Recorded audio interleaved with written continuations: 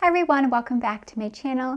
Today I have the project spotlight of the champagne cardigan from Petite Knit.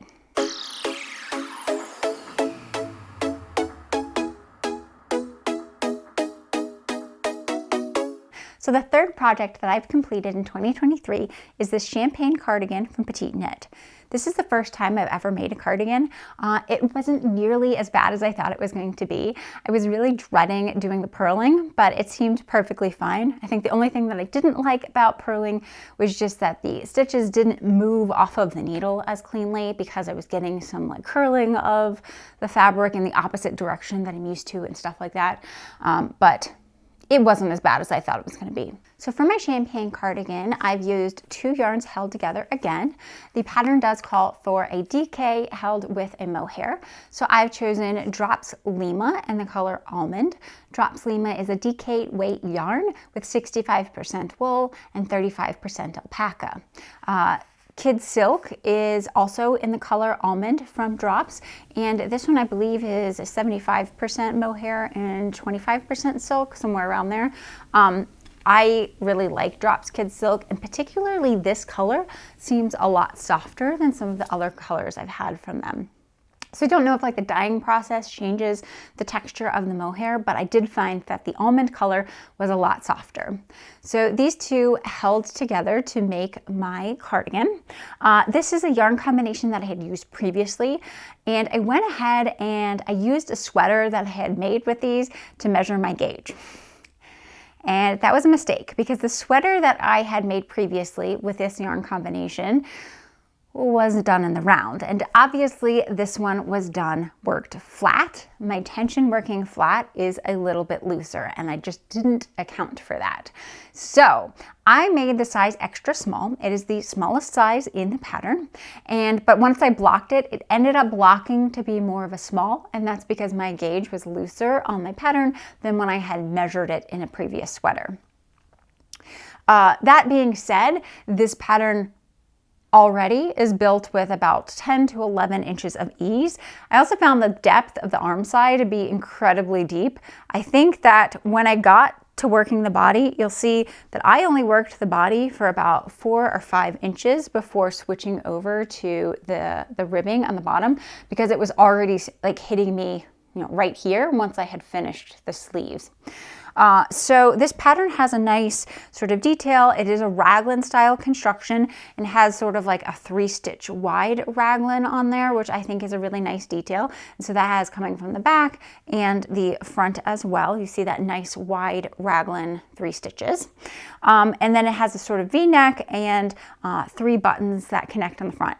I actually think that this pattern is designed to be a little bit longer. I did not knit it as long as it told me to, just because I wanted something that hit me, a little bit closer to my natural waist instead of going all the way down to my hips.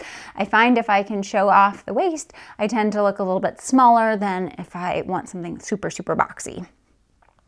The other reason why I chose this pattern is because it had a double knit band on there, which I thought looked really nice. So the double knit band isn't ribbing, it is all stockinette stitch, but it is worked in double knit, so you work both sides, knitting half the stitches on one pass and then the other half the stitches on the pass back. I think that it's a really nice finish. I love, obviously I have some ends that I've woven in, but I still need to trim off. But I love how the finish on there is, where that button band connects to the main body of the sweater. As you can see here, this is from the inside, particularly in something like a cardigan where it's going to be a little bit more visible. I think it's really nice that it has such a clean finish there. It also has these buttonholes that are like knit into it. Unfortunately, I started on the side with a buttonhole, like that's where I started doing my button band. And since this was the first time doing double knit in this fashion, my tension at the bottom is a little bit looser, and then it tightened up as I went along. So this bottom buttonhole I find is a little bit loose, and it comes out quite frequently. The button comes out quite frequently. So I think I'm gonna go back in with some scissors and just sort of like tighten that up just a little bit to help it close and stay around the button a little bit better.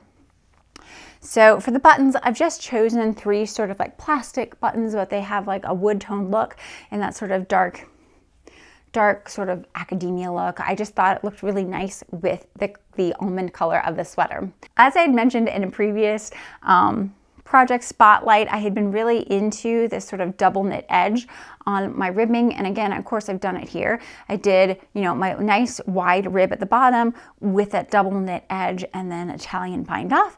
And that is also the case for the sleeves as well.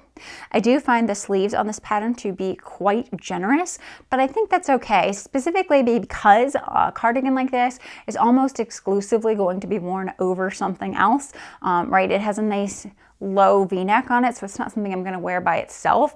It's going to be worn with clothing underneath it, so I think it's okay that it's generous, though I think if I were to make this again, I would probably go a little bit more tapered, a little bit more fitted on the sleeve, just because it's so wide and boxy on me. All in all, I used just over 9 skeins to make this sweater, and the lima is about 100 yards per skein. And I used 4.5 skeins to make this sweater. Combined, I used a lot less of this yarn than was called for in the pattern, but that's probably because I cropped mine a little bit shorter than the pattern recommended. I ended up having a couple of the lima left over, and I think 2 of my kid silk left over. So I have lots of leftovers on this. I might make myself like a headband or a hat or something that matches it, because I do think that this camo color is a nice neutral. Obviously, it's something that I wear a lot in my wardrobe.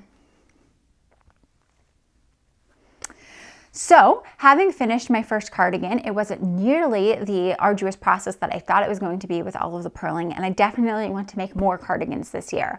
I have planning to make the April cardigan also from Petite Knit later on, and I think it would be interesting to have a video sort of comparing and contrasting those two patterns, because on the surface they look almost identical, but I think there's a lot of smaller, minute differences between them that it would be interesting to look at those two patterns side by side and show you all those differences. I hope everyone has enjoyed my look at the champagne cardigan from Petite Knit, and I'll see everyone next time. Take care.